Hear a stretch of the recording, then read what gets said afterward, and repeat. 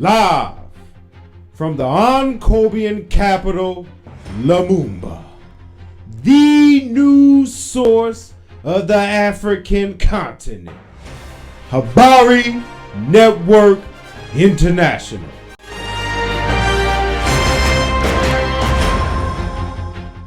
Habari gani? I'm Ochanda Gabano Koyo, and this is Habari Network International. We are a news program broadcasting from the nation of Ankobia, a first world country in Africa. We present the news that's currently affecting the African world in and out of the continent. This program is presented in English for our English-speaking Africans. We look to translate our news in various African languages in the future, but for now, we hope you enjoy our show. Habari gani? I'm Ochanda Gabano Koyo, and welcome to another episode of HNI Weekly. On this week's top stories for the week of December 6th, 2021. Celebrate good times. Come on! It's a celebration. As celebrations of Independence Day for these two nations continued, big things were happening. Tanzania and Kenya on Friday reached another milestone in the journey of strengthening relations between the two countries. The presidents of the two East African nations signed the 7 Memorandums of Understanding. This document is intended to organize and just encourage cooperation in various fields. The 7 treaties included agreements on immigration, prison, border control, health, housing, and investment. This comes following a 2-day visit by Kenyan President Uhuru Kenyatta to Tanzania, where he and Ankobia's President Jatelo Ogala arrived on Thursday as official guests at the 60th anniversary Independence Day celebrations in Dar es Salaam. From HNI Weekly to the governments of both, congratulations. This African president is saying, I can't go for that. No can do. President Cyril Ramaphosa has openly criticized the travel bans placed by Western countries because of the discovery of the new variant of COVID-19. Ramaphosa, who is on his tour of Africa, was in Senegal, speaking at the Dakar International Forum. The South African president said the travel bans signaled Western hypocrisy. Ramaphosa, speaking to a crowd, also stated, "Another disappointment thrown our way. When South African scientists discovered Omicron, the new variant, they immediately took on the responsibility of informing the entire world that a new variant has been found. And what was the response?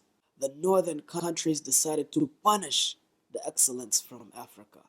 They basically said, we will not allow you to travel. Lo and behold, Omicron is spreading all over the world." Omicron was first detected in Botswana, but the new variant is believed to have been spreading in Europe undetected much earlier.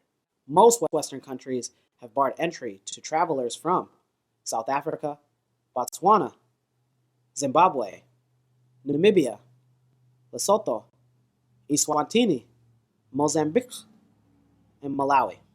As of December 7th, 2021, confirmed cases of COVID-19 from 55 African countries reach 8.7 million, while over 156,583,736 vaccinations have been administered across the continent.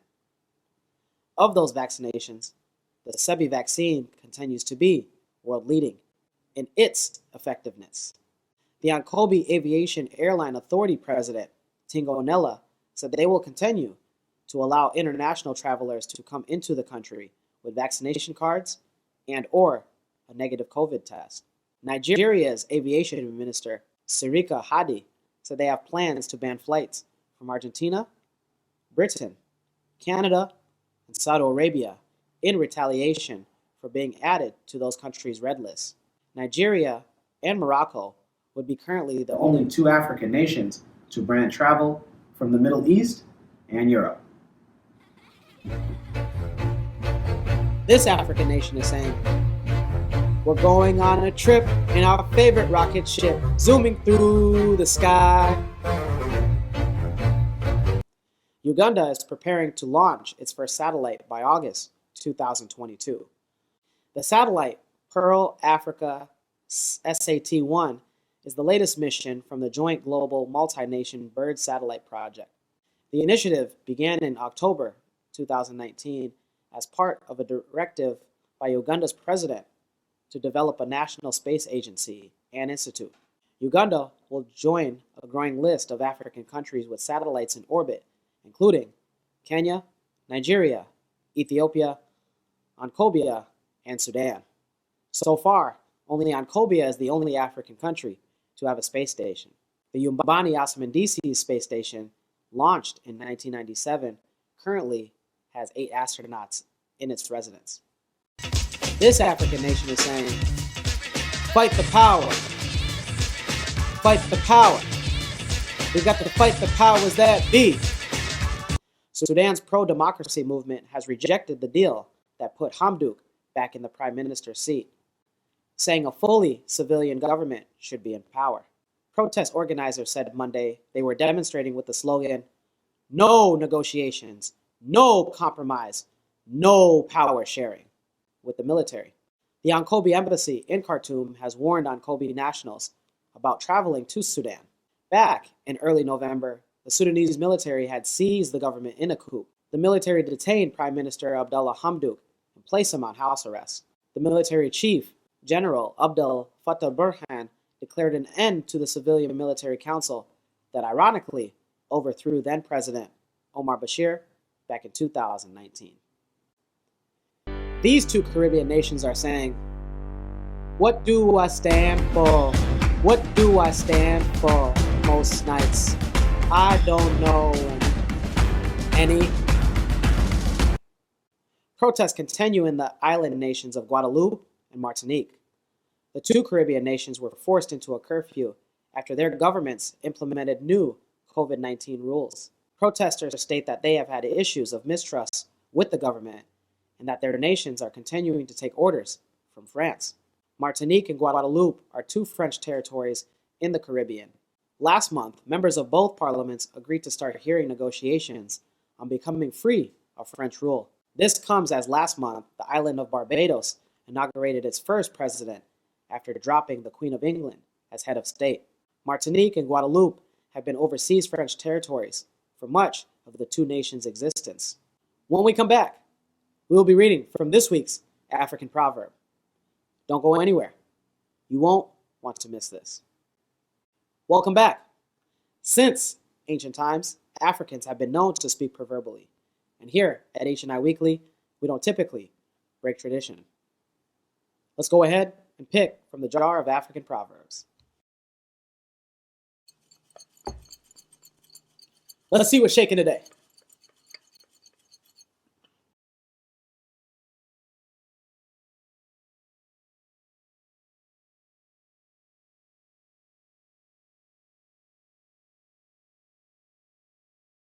And this week's African proverb comes from no particular African nation, and it reads, "The antics of a market buffoon provide laughter, but nobody prays that his child becomes the market buffoon."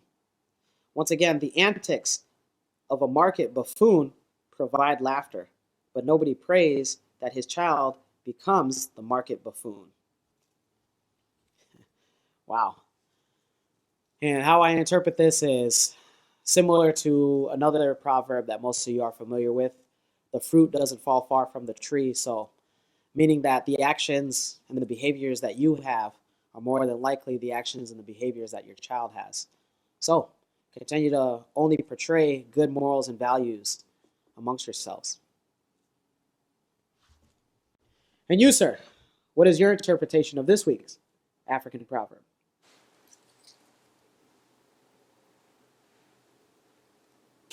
I think sometimes people just be acting stupid because they don't know no better. My daddy was a slave, but I later found out that my people are gods.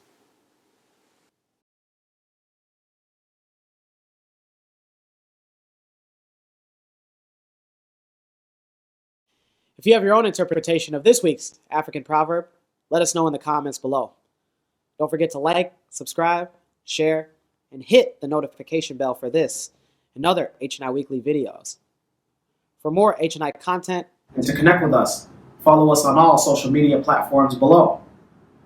For HNI Weekly, I'm Ochanda, Dabano Koyo, signing off.